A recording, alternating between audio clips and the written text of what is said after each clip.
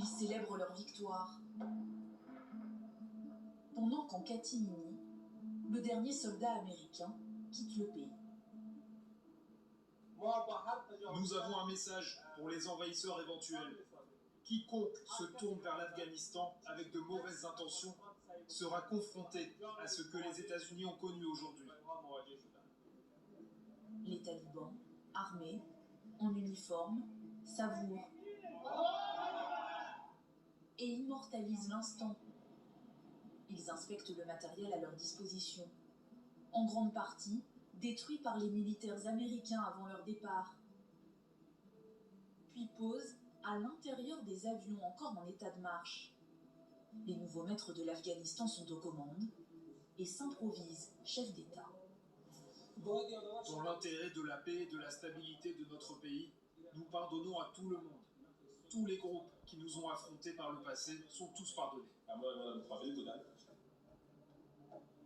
Un pardon après des années d'errance, car le groupe islamique n'en est pas à son premier coup d'essai. En 1996, après 2 ans de conquête, les talibans étaient déjà parvenus par la force à s'emparer de Kaboul. Ils imposent leurs règles, la charia, la loi coranique, l'obligation pour les femmes de porter le voile intégral, ou l'interdiction pour les filles d'aller à l'école. Les Afghans basculent alors dans la peur.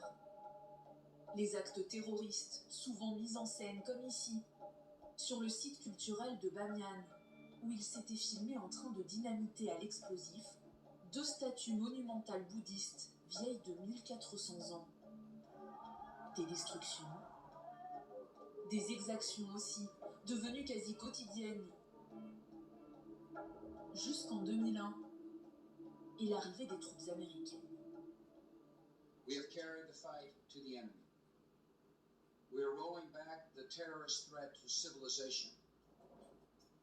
Pendant 20 ans, les talibans chassés de Kaboul se réfugient dans les zones frontalières pakistanaises. Ils reprennent des forces, s'entraînent, s'équipent, recrutent de plus en plus, jusqu'à cet été, où ils repartent en direction de la capitale afghane. Une progression fulgurante qui les mène cette fois au palais présidentiel.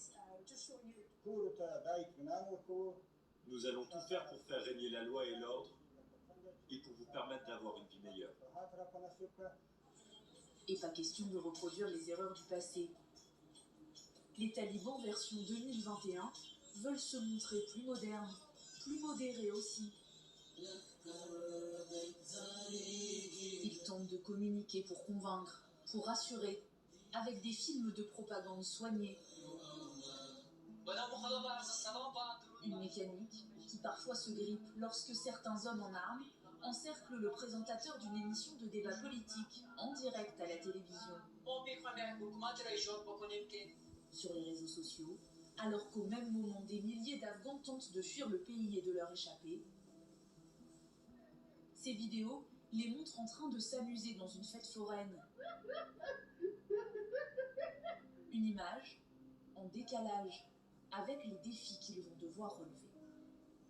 L'une des principales difficultés, ça reste les liquidités. Je vous prends un exemple. Les fonds de la Banque centrale, ils sont totalement gelés par les États-Unis. Résultat, à l'autre bout de la chaîne, eh bien, toutes les banques de la capitale, Kaboul, sont fermées et personne ne peut retirer d'argent au guichet. Résultat, on se retrouve donc avec un risque de crise sociale pour les talibans.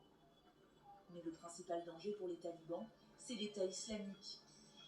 Ils ont multiplié ces derniers mois les actions meurtrières, plus de 200 attaques depuis le début de l'année. Selon un rapport de l'ONU publié en juillet dernier, il serait entre 500 et quelques milliers dans tout le pays.